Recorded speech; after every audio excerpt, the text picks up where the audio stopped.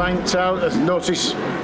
Well, here we are, and sorry, we're all a little bit windswept, but we are at Goodwood Festival of Speed on the side of one of the most beautiful hills in the world, with a view to die for, and one of the best motorsport events going on.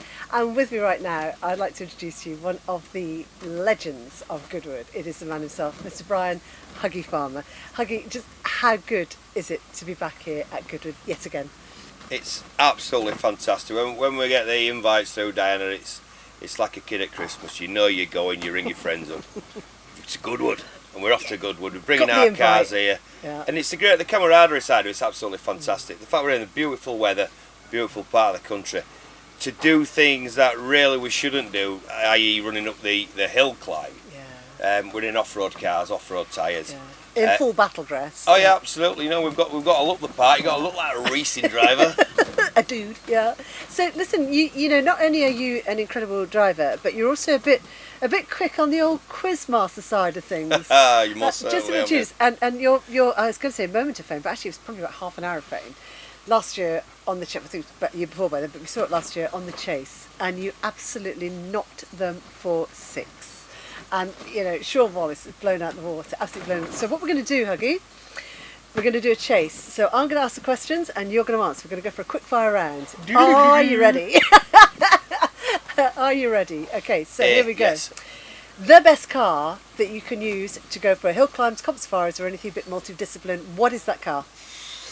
I'd love to say it's a Polaris RZR100 with a whopping 200 horsepower, but again, it is different disciplines. It's great over the rough. It will do 60 in 4.5 seconds on gravel or grass or on tarmac, but we're limited with the top speed. We're also limited with the horsepower. We spoke about it many times, the difference between your horsepower and your torque and the power to weight ratio. We've got an advantage being light. We can accelerate faster and we can brake a lot later, and with the suspension travel, the way that we've dialed up the suspension, it's very stable. But again, it's all to do with how you drive the car and getting over the turbo lag, so you're actually accelerating when you should be braking, and to reprogram your mind. Going to corners, it's a whole different ballgame, isn't it, with those? Oh yeah, absolutely. You can slide them. If you slide them too much because they're a top-heavy vehicle, they're going to tip. So you've got to be right on the edge of it. You've got to know when. I mean, I got given a great photograph. I wasn't over impressed with it to start with, but when you look closely, the inside wheels are off the ground while I'm sliding sideways. Now, another couple of inches it had gripped, and but that's when I had my son Ben navigating with me at a full event, and it's the first time he's done it, and we did all right. We were 3rd overall after the first day, and I mean, I wasn't really trying that much. Just went out for a bit of fun, and lo and behold, relaxed attitude, no pressure, and the times just seemed to do all right. And these things called loft house, I think they're called. You know, they were like 5th, 6th, 7th. You know. Yeah. It's a great car though, if you want to get out there and really, and side by sides, any of the UTVs, really coming through fast. There's events for them now. A great way to get into the sport, isn't it? And they're light to cart about as well, let's be honest. Yeah, it certainly is. You don't have to go for the heavy goods route. You can just tow it out on a single wheel trailer. They're very light, 840 kilos is my particular model. And you go out to France, so for that it's absolutely ideal, isn't it? Yeah, I took one out there a few years ago and won the UTV class at the Rally des Seams. Which were quite an achievement to go out there and because they're fast flowing courses, aren't they? I mean, seriously, the competition is tough. I mean, it's a big event. Oh, it's super. I mean, I've got to tip me up to Justin. He's been out there with Andy only last weekend and brought home 1st overall in a British built car. That's the first time that's happened since Pat Willis and Rob Wallen-Purdy did it. I think way back in 1984 at the Rally des Seams. Yeah, it's incredible. But there's a beautiful story in off-road. Anyway, our history is fantastic. But for you, the other thing that's quite important, Huggy, is being part of something. And when you come to an event like this, or any of the club rounds even, the camaraderie in the pits is really close. And it's one of those kind of off-road motorsport. You can go in, talk to anybody, get really close up, look at the cars, everybody will tell you about the cars, but then sit down, have a cup of tea and a chat and really talk. Really, I'm being kind and talk. Keep it to tea. But that really is a hugely important side of it, isn't it? Yeah, it's fantastic because we're all here in this field. We've all got a common goal. And it's motorsport. We can all talk about it till we're blue in the face. Doesn't matter your background, doesn't matter anything, age, nothing. No, absolutely not. It doesn't matter what your social standing is. Everybody's here together. We all like the same thing. Everybody gets on. I mean, you're never going to get on with everybody, but most of the people you have a great time with. You see old friends. I mean, the guy I've come with, Dean Hoskins, I bought my first car from him in the 90s, and we still remain really close friends. And clubs, they just go whoa, whoa, whoa. But how important is it to you to be able to come here and just really talk to people? Well, yeah, I mean, I've been suffering about. I've had 9 months off work with an injury to my hand where I burnt my fingers down to the bone. It brings a bit of cabin fever on board and anxiety and a bit of depression. I found this thing called the Andy's Man Club, and it's becoming really prolific in the United Kingdom. It's where guys just go on a Monday night, 7 o'clock, and just talk to each other. I mean, if I just like to point this out here, Andy's Man Club, it's good to talk, and it is like we're in an off-road situation where we're talking about cars, engines, gearboxes, tyres. You go there and you talk to other people who are suffering with PTSD, for example, or narcotics abuse, alcohol abuse, depression, anxiety, and there's no reasoning behind it, but everyone, it's almost like a mother's union where instead of going and getting their hair done and playing bingo, we just all sit round and talk and have a good moan, put the world to rights, and you get it off your chest, and then you go away better. And I've seen improvement in people, myself included, as I've been going to these particular meetings, and you end up getting a new circle of friends, just because everyone wants to help each other. And it all stemmed from Lou Campbell, whose brother-in-law committed suicide, and he went, well, why is nobody talking about this? And it's been his mission and his mum's mission to get Andy's Man Club, and now there's over 3,000 people a week go, and there's clubs opening every week. It's really important, isn't it? And that's why coming to an event like this, and again mixing with people, doesn't matter where they come from, doesn't matter how high they are up in the championship, what they're doing. We don't speak to them. I love it, but it is true, isn't it? And I think it's so much about motorsport across the board. Most motorsports, not saying all of them, most, and certainly off-road, I think is one of the best for it. That it is as much about the camaraderie as it is about the actual competition. That's true. I mean, when we go to the prize giving on the Sunday, it doesn't matter who's won the shootout.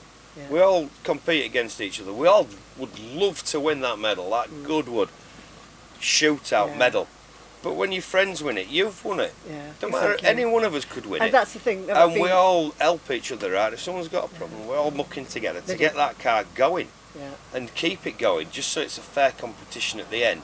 And whoever wins, we're happy for them. So none of us are losers. We're all winners in that aspect. And you're here at Goodwood Festival of Speed 2023, and the whole point is to show off our sport and the quality of our cars, our crews, our design, our development, and that's what you get off on the off-road course, the Britpart Off-Road Arena. You see it, it's just beautiful. Yeah, it is. It's absolutely great to see the different car. Personally, I run a Polaris, but then we've got the Loft House, then we've got Rivets, we've got French cars, we've got Land Rovers, we've got a full-bodied Discovery that's got an M3 BMW engine in it, and that's going to surprise quite a lot of people. But going up that hill climb is one of the big treats as well, when you all get to drive up there. How's that going to be in a Polaris? I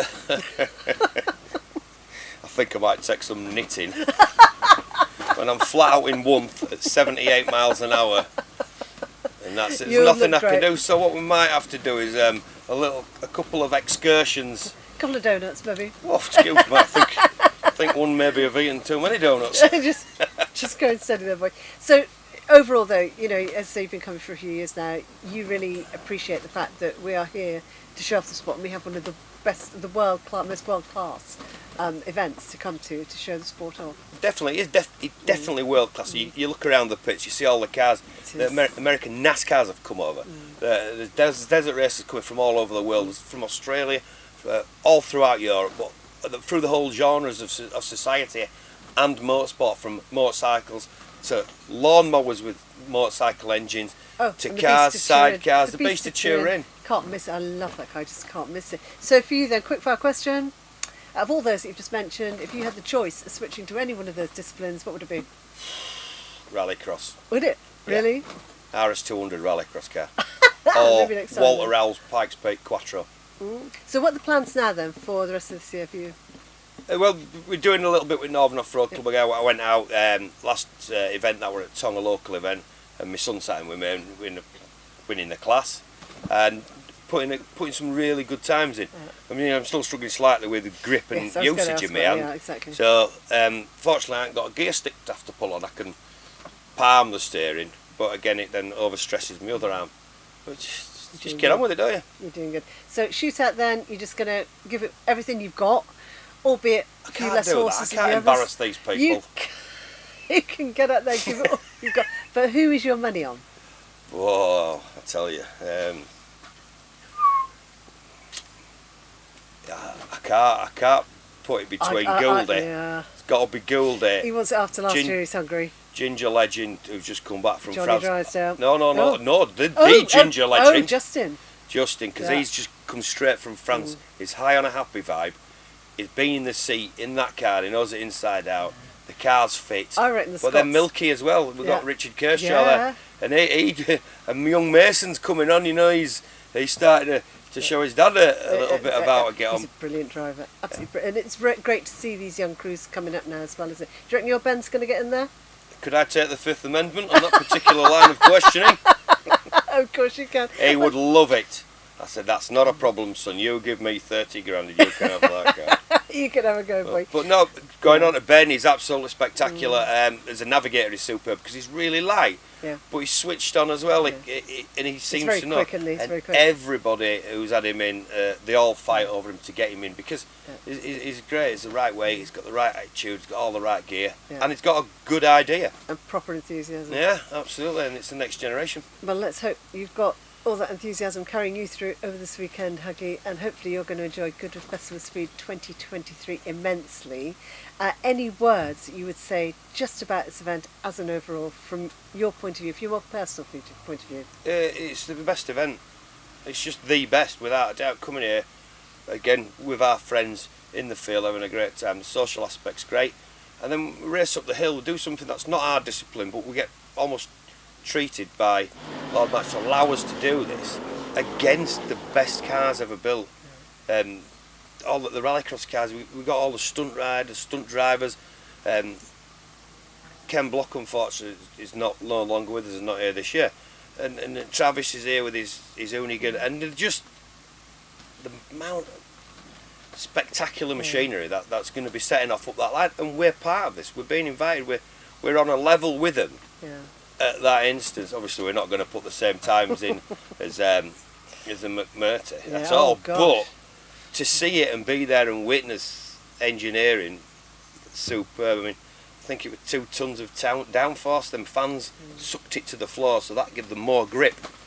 And off the way, and young Max did such a great job getting it up that hill. Record. Yeah, I know. It's a record. Well, I was still going round the first corner while he was crossing the finish line. Love it. I know. I love it. Well, listen, hopefully you're going to come and do some commentating as well. There's a distinct possibility, Diane. Fingers crossed. Well, hope... Pardon? Thanks, Huggy. You're welcome, my darling. We will see you out there, and all the very best for Goodwood Festival Speed 2023, Mr. Brian Farmer. Brilliant, thank you very much. And that's good, because half of off-roading is just getting your car to do that little bit of extra for you, and because of all, and the thrashing you're going to give it, exactly, you need to be able to take it. I mean, I just noticed then we've got Huggy Farmer out again in his Polaris, and the first one this morning was a little steadier. He's come out again now. I think he's just trying to find them different lines.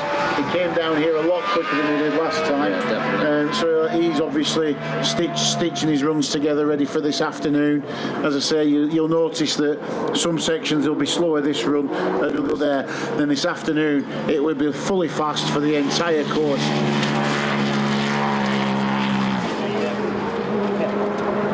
It's a nice little holler up there. Get a nice leap out of that. It's Like it's absolutely nothing. He's got a little bit of a twitch there. He's carrying some good speed down there. Using that rut that's banked out. Notice some dug out. It's got a bit of the banking on the outside edge now. that can go one of two ways. You can use that to carry a bit of speed, rub that banking, and it'll pull you into the line you need to be in. But if you hit it just that little too fast, you could be over into the logs. So it's a very braking point on that's very important. It's a 50-50 chance. You've got to be able to pick those lines good. You've got to be able to work out where to brake, where to put the power on. As like you said, use them to your advantage or they will bite you back. Right. And when you see these, the UTVs going over these jumps, it's really interesting because the whole thing sort of, it's like Inspector Gadget, isn't it? The whole thing lifts up, stretches down, and sort of goes, whoop, and then comes back down It's again. got extended and lands, legs. Yeah, exactly.